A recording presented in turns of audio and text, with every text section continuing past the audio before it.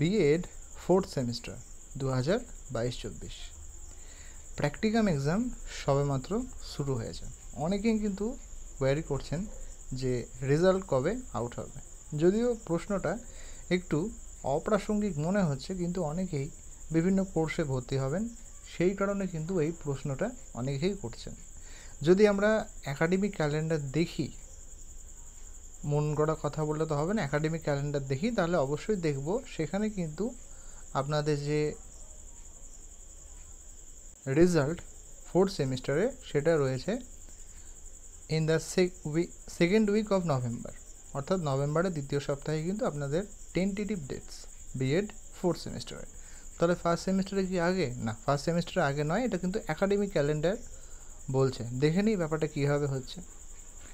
এখানে যদি আমরা দেখি যে ফার্স্ট সেমিস্টারে যে পরীক্ষা শেষ হওয়ার পরে আপনাদের এক্সাম নোটিফিকেশন সেকেন্ড সেমিস্টারের জন্য সেটা কিন্তু প্রকাশিত হবে ফার্স্ট উইক অফ ডিসেম্বর।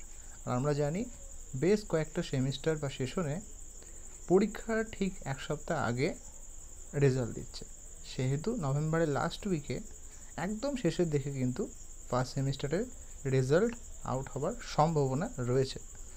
আর এখানে তো বলাই আছে যে ফোর্থ সেমিস্টারের রেজাল্ট কবে? Second week of November.